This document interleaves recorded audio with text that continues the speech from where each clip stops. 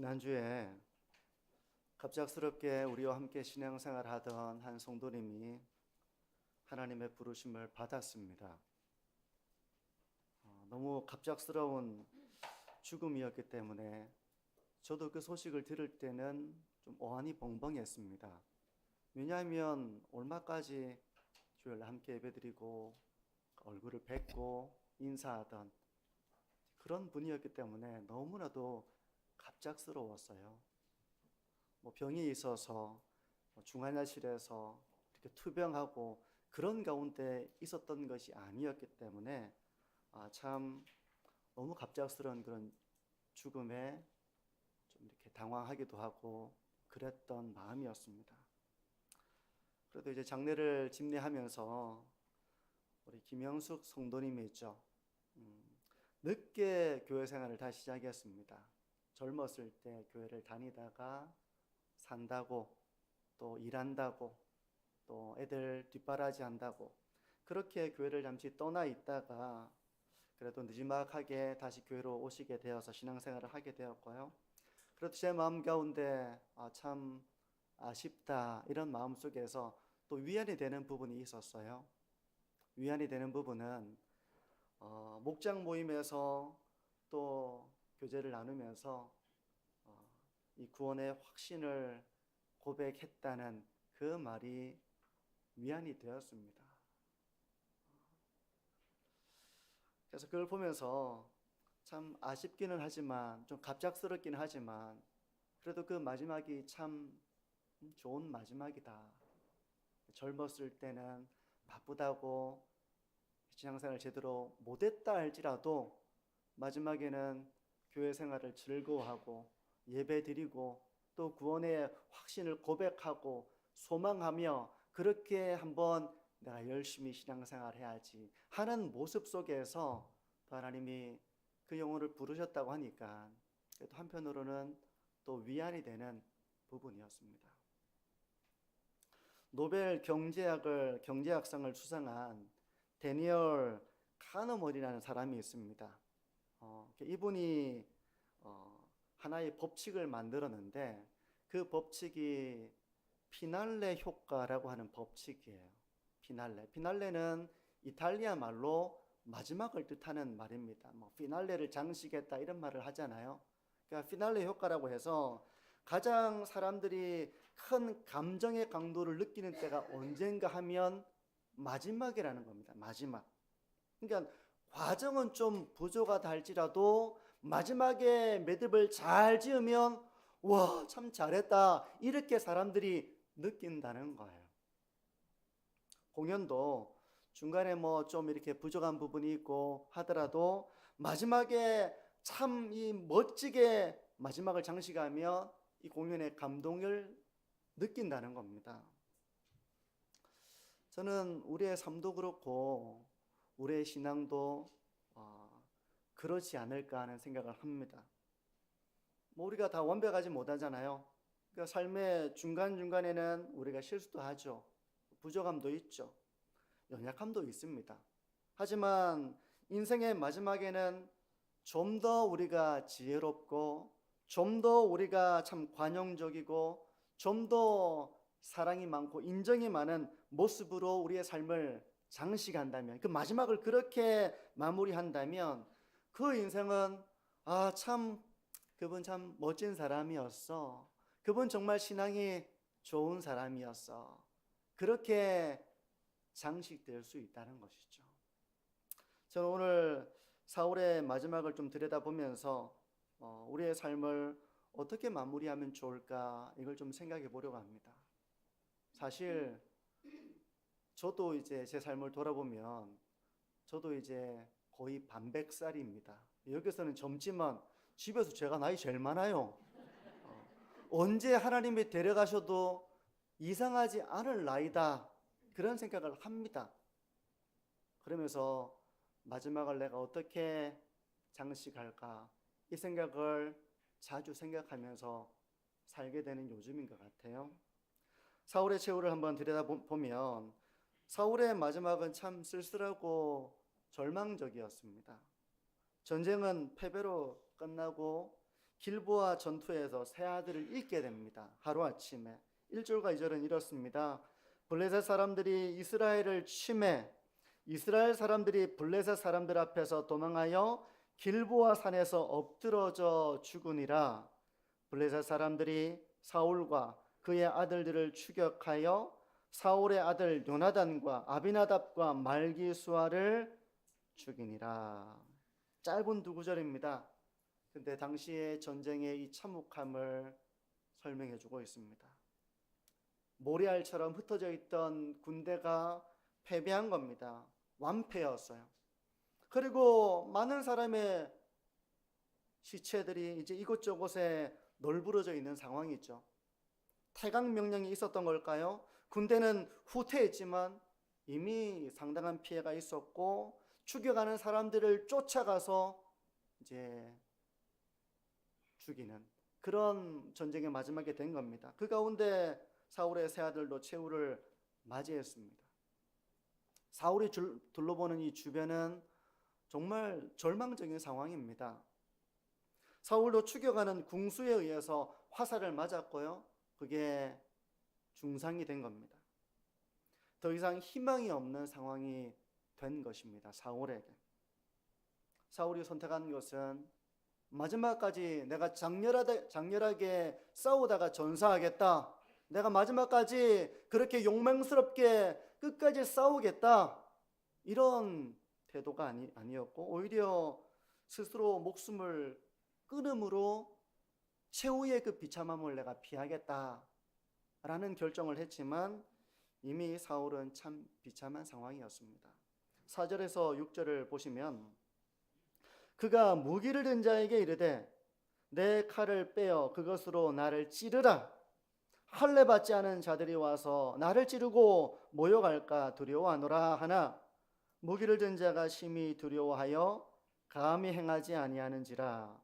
이에 사울이 자기의 칼을 뽑아서 그 위에 엎드러지매 무기를 든 자가 사울이 죽음을 보고 자기도 자기 칼 위에 엎드러져 그와 함께 죽으니라. 사울과 그의 세 아들과 무기를 든 자와 그의 모든 사람이 다 그날에 함께 죽었더라. 이게 사울의 최후의 모습이었습니다.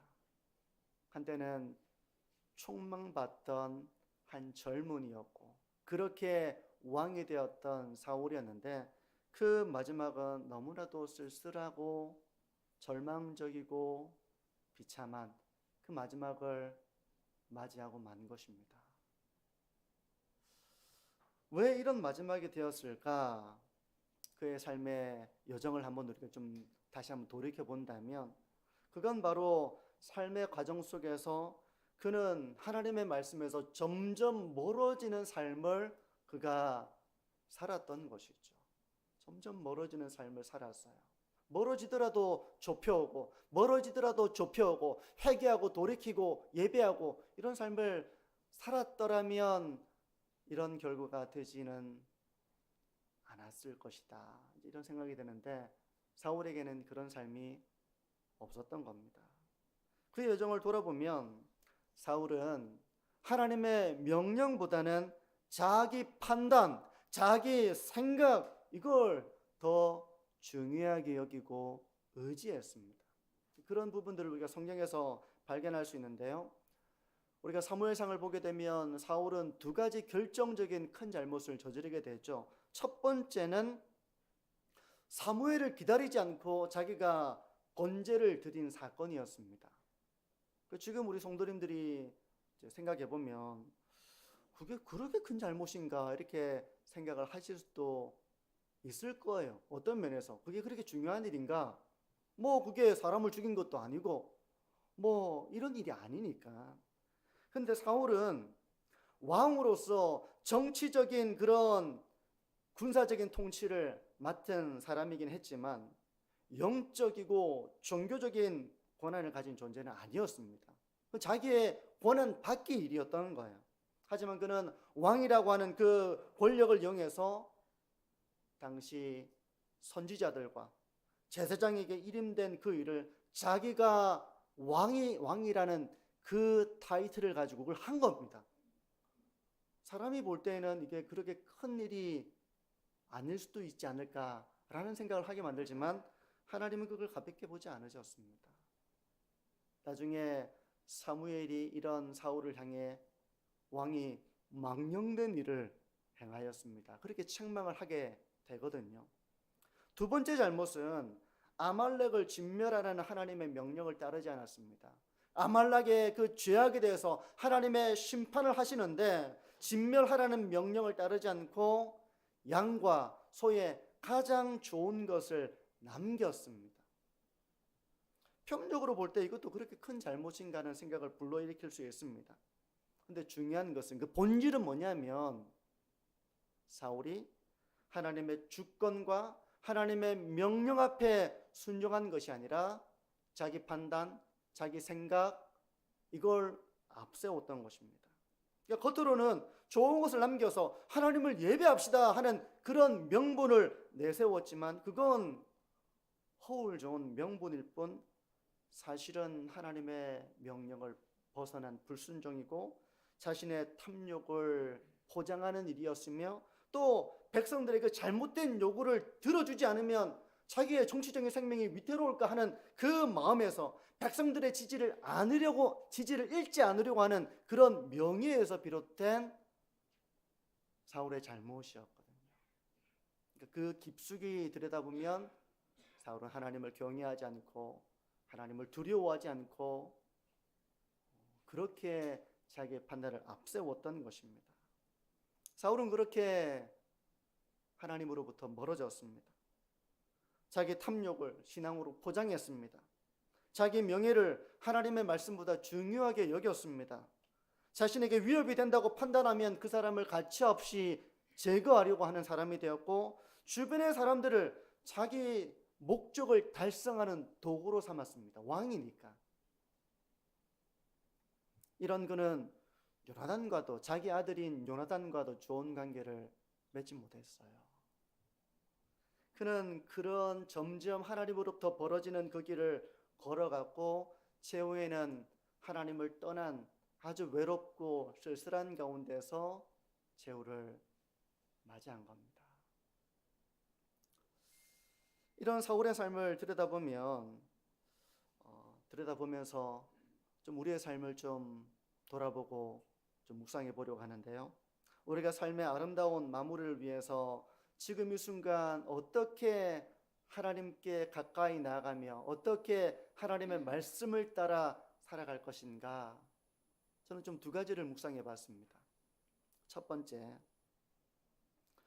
우리가 좀 돌아보기를 원하는 것은 마지막에 우리가 어떤 사람으로 기억될 것인가 했을 때 저는 지금 우리의 삶이 인색한 삶이 아니라 베푸는 자로서의 삶을 살아가면 좋겠다. 그런 마음을 가집니다. 찰스 디킨스의 크리스마스 캐럴이라는 소설을 아실 거예요. 저도 어린 시절에 만화로도 봤고요. 나중에 이 애니메이션으로 만들어지기도 했고 또 아마 연극도 있는 것 같아요. 스크루지라는 이름을 아실 겁니다. 모든 구두쇠의 대명사잖아요. 스크루지라는 이름을 아마 모르는 사람은 없을 것 같아요. 이 사람은 돈을 쓰는 것을 극도로 꺼립니다. 돈을 안 쓰는 사람이죠. 심지어 자기 자신에게조차 인색합니다. 자신에게 인색해요. 크리스마스에 사람들이 기뻐하며 서로에게 선물을 보내고 하는 것을 낭비로 여깁니다. 그걸 불필요하게 여깁니다.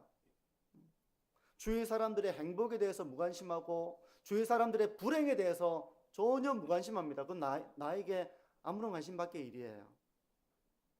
사람들은 이런 스크루지를 어떻게 대했을까요? 저 사람은 성공한 사람이야. 저 사람은 많은 것을 성취한 사람이야. 돈이 많은 사람이지. 이렇게 그를 성공한 사람으로 여기는 것이 아니라 사람들은 스크루지를 피합니다. 아무도 스크루지에게 말을 걸지 않습니다. 그는 주위의 모든 사람들에게 인색했고 매정했어요. 이런 그가 어느 날 자신의 미래를 보게 됩니다. 자기의 과거와 현재와 미래를 다 보게 됩니다. 근데 이제 미래를 보게 되는데 자기의 죽음을 보게 되는 것이죠. 무덤을 보게 되는 것이죠. 근데 아무도 자기의 죽음에 대해서 슬퍼하는 사람이 없는 겁니다. 아무도 스크루지에 대해서 무관심한 거예요. 아무도 스크루지를 관심의 대상으로 삼지 않습니다. 근데 그게 바로 스크루지의 삶이었던 거예요. 그는 자기의 과거와 현재와 미래를 보게 되는 그 어떤 삶의 계기를 통해 가지고 새로운 사람으로 변화가 됩니다. 변화가 돼요. 주위에 있는 사람들을 챙기기 시작합니다. 주위에 있는 사람들에게 선물도 합니다. 처음에는 사람들이 왜 저러나 이렇게 막 의심을 하죠. 왜 저러지? 사람이 이상해졌나? 이렇게 의심을 하는데 그의 변함없는 그런 따뜻함과 주위의 사람들을 사랑으로 대하는, 또 후하게 대하는, 베푸는 그런 모습을 보면서 그 진심 어린 변화를 환영하게 됩니다. 사람들이 환영하게 되는 거예요. 이전에 매정한 사람들이 아니라 거리에 있는 사람들에게 표정이 달라졌죠. 표정이 달라져 있어요. 친절하게 인사를 합니다.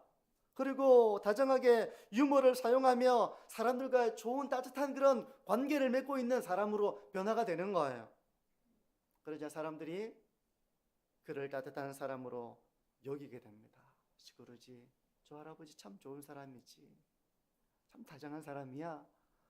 참 저분은 삶을 참 성공적으로 살았을 뿐만 아니라 참 베풀기도 잘하지. 얼마나 고마운 사람인지 몰라. 사람들이 이 스크루지를 나중에는 존경하게 됩니다. 비록 소설에 불과하지만 많은 사람들에 의해서 이 소설이 사랑을 받은 이유가 뭐겠습니까? 자기의 삶을 돌아보게 해주는 것이죠. 맞아. 정말 중요한 게 뭘까? 이런 것을 돌아보면서 자기의 삶을 점검해보는 계기가 되기 때문에 많은 사람들이 이런 소설에 불과하지만 이런 문학 작품을 통해서 자기의 삶을 한번 돌아보는 것입니다. 성도 여러분, 지금 우리의 삶은 어떤가 한번 자기의 삶을 점검해 보시기를 바랍니다. 우리가 나눈다는 것이 말은 쉽지만 이게 쉬운 일은 아니에요. 나눈다는 거, 베푼다는 거, 이게 아깝기도 하고 나도 부족하기도 하고, 하지만 이 나누고 하는, 베풀고 하는 사람은 왜 그렇게 하는 겁니까? 가진 것이 많아서 라기보다는 내가 가지고 있는 것들을 하나님의 나에게 이것을 맡기셨다는 청지기로 여기고, 어쨌든 살아있는 동안 내가 좀 더 나누면서, 그러면서 온기 있는 이런 관계를 만들어가고 싶은 그런 또 마음의 소원 때문이겠죠. 여러분, 성경은 나누어주는 삶을 실천할 것을 우리에게 말씀하고 있습니다. 주는 것이 받는 것보다 복이 있다. 사도행전에 이런 말씀이 있는 것을 아실 거예요. 성도 여러분, 우리가 인색함이 아니라 나누는 삶을 통해서 더욱더 이 관계를 따뜻하게 만들어가고 하나님의 사랑을 전하고 다시 돌아오지 않거든요. 다시 돌아오지 않습니다. 나중에 후회가 돼요. 그때 내가 조금 더 나누면서 살 걸, 조금 더 베푸면서 살 걸, 그렇게 살아도 되었는데 왜 그렇게 내가 참 그걸 못했나 하고 나중에 후회하게 되는 이런 우리의 모습이 되지 않도록 우리가 있는 것 가운데서 작은 것을 함께 나눌 때, 참 그게 작은 물건이든 뭐 그게 식사든 차를 마시는 것이든 시간이든 그 나눔을 통해서 함께 즐거움을 나누면서 참 고맙다, 참 감사하다. 여러분, 그런 좋은 관계를 맺어서 삶의 여정이 아름다운 마무리를 그렇게 결정짓는 우리 모든 성도님들의 삶이 되시기를 축복합니다. 저도 그렇게 하고 싶어요. 그거 좀 뭐 몇만 원 더 가지고 있으면 뭐 하나 좀 사주고 퍼주고 베풀고. 두 번째로 돌아보려 하는 것은 우리의 삶이 마지막에 그 사람 진짜 까다로운 사람이다, 그 사람 매사가 비판적인 사람이다. 아, 그 사람 진짜 힘든 사람이다. 이렇게 기억되기보다는 그 사람 정말 따뜻한 사람이지. 그 사람 정말 관용적인 사람이지. 그 사람 정말 부드러운 사람이어서 그렇게 우리가 참 기억되면 좋겠다. 마지막에 삶의 과정은 어떠하든 결국은 우리가 그런 사람이 되면 좋겠다. 우리 부모님 참 뭐 같이 살아가면서 참 그래도 우리 부모님 너무 따뜻한 분이었지. 참 많이 기다려준 분이었어. 참 부드러운 분이었어. 이렇게 기억되는 부모의 모습, 또 직분자의 모습이 되면 참 좋겠다. 그런 마음의 소원을 가져봅니다. 어떤 사람은 모든 것을 비판적으로 보는 사람이 있습니다. 모든 것을 비판적으로 봐요. 그러니 부정적이 되죠. 그리고 비판적이 되고 모든 일에 불만을 가지기가 쉽습니다. 비판적으로 보니 한 개도 잘한 게 없는 걸 보는 거예요. 한 개라도 잘못한 게 있으면 전체를 잘못했다고 여기는 비판적인 사람입니다. 그 사람은. 그러니까 정당하게 보는 게 아니죠. 근데 이런 사람은 다른 사람과의 관계 속에서 화목한 관계를 이루기가 어렵습니다. 좋은 점이 많이 있어도 그건 못 봐요. 이 사람은 못 봅니다. 부족한 부분만 보고 잘못한 부분만 지적하고 그걸 이렇게 하기 때문에 화목한 관계를 이루기가 어렵고 도리어 충돌하기가 쉽습니다. 그러면 충돌하면 갈등이 심해지죠. 결국은 그 갈등과 충돌 속에서 고립되기 쉽습니다. 가까이 다가가고 싶지 않은 거예요. 왜냐하면 다가가면 좋은 말이 없거든요. 열을 9을 잘해도 비판하고 이렇게 하니 혼자 고립이 되는 겁니다. 어떻습니까? 성도 여러분, 우리는 누군가에게 불편한 사람인가, 까다로운 사람인가, 매사에 비판적인 사람인가, 우리의 기질이 어떤가를 한번 생각해 보십시오. 저는 우리가 이런 삶보다는 좀 더 너그럽고 관용적인 삶을 배워나가면 좋겠다. 물론 저도 이 과정 속에 있죠. 세상을 바라볼 때 부정적이고 비판적인 것에 초점을 두기보다는 좀 더 따뜻한 시선으로 그것을 바라볼 수 있는 그런 마음을 우리가 참 가지면 좋겠다. 마지막에 그래서 기억될 때 정말 그 사람 까다로워 라는 것이 아니라 그 사람 참 좋은 사람이었지 라고 기억이 되는 삶의 길을 우리가 걸어갈 수 있다면 얼마나 좋겠는가. 잠언 19장 11절은 이렇게 말씀합니다. 노하기를 더디하는 것이 사람의 슬기요 허물을 용서하는 것이 자기의 영광이니라. 이게 쉽다면 이런 말씀이 없을 거라고 봐요. 하지만 노하기를 더디하고 허물을 용서하고 이런 삶이 정말 지혜로운 삶이라는 것을 말씀하고 있는 것입니다. 성도 여러분, 좀 더 여유롭고 좀 더 너그럽고 좀 더 관용적인 시선으로 다른 사람을 바라보는 이런 삶을 우리가 배워나갈 수 있기를 바랍니다. 그래서 누군가에게 참 너그러운 사람이다, 따뜻한 사람이다 라고 기억될 수 있는 저와 우리 성도님들이 되기를 바랍니다. 이제 말씀을 정리하는데요, 삶의 아름다운 마무리는 현재 어떤 삶을 살고 있느냐, 현재 하나님과 어떤 관계를 맺으며 어떻게 이웃을 대하느냐, 현재의 삶과 관련이 있습니다. 하나님의 말씀을 통해서 교훈을 얻고 순종을 배우고 겸손히 신앙의 길을 따라가면서 하나님을 경외하고 이웃을 참되게 사랑하는 법을 배워나갈 때 우리는 참 신앙 안에 좋은 관계를 만들어 나가게 되는 것이죠. 설교를 준비하면서 저의 삶을 돌아보게 되었습니다. 나는 어떤 사람이 되고 싶을까를 좀 생각을 해봤습니다.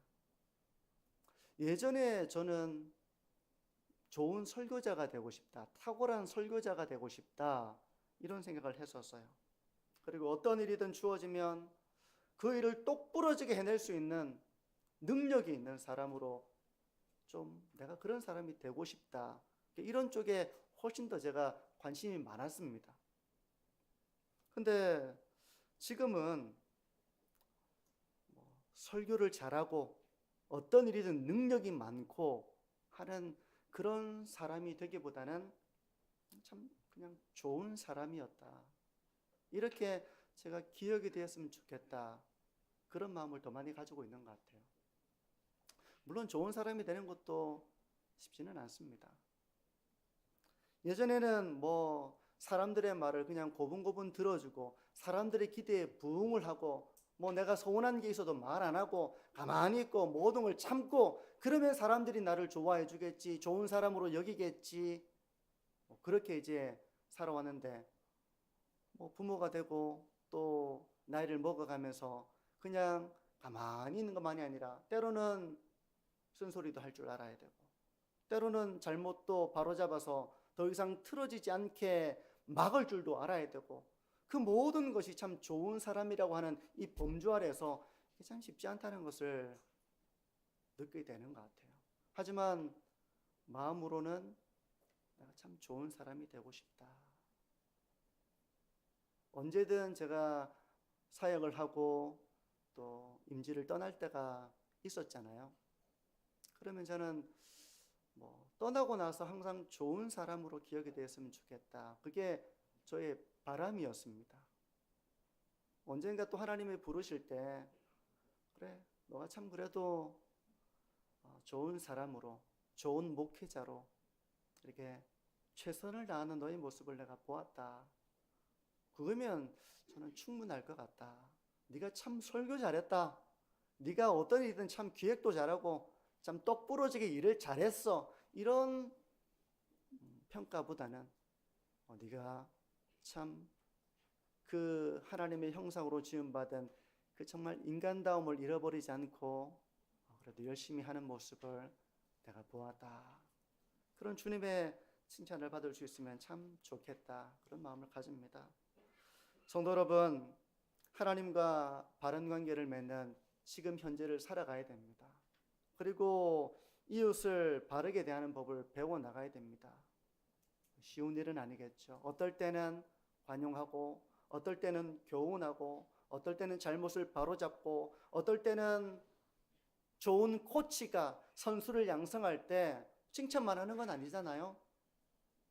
때로는 질책도 하고 그러면서 그의 최대치를 끌어내고, 이 모든 것이 사실은 겉보기와 다르게 하나님 앞에서 중심을 가지고 이웃을 정말 사랑으로 대하는 가운데 있는 것이기 때문에 쉽게 드러나지 않을 수도 있습니다. 그 중심이라고 하는 것은.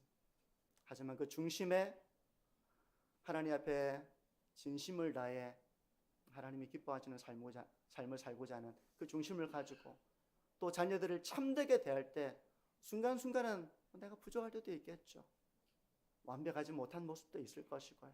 서로를 대할 때에도 우리의 허물이 드러나는 점도 있겠죠. 하지만 그렇다 할지라도 다시 돌이키고 다시 주님의 뜻을 깨닫고 다시 회복의 길을 걸어가고 그리하여 마지막에 기억날 때 참 좋은 사람이었다, 참 그 사람은 참 따뜻한 사람이었다, 때로는 매섭기도 했지만 그래도 그 사람의 진심은 그게 아니었지, 참 그 사람은 인색하지 않고 참 많이 사랑하고 아끼지 않고 자기의 것을 참 나눌 줄 아는 그런 사람이었지. 마지막에 우리가 그런 부모의 모습으로, 그런 직분자의 모습으로, 그런 한 사람으로서 마지막을, 그 피날레를 장식해 나가는 저와 우리 모든 성도님들이 되시기를 축복합니다. 우리 기도합니다.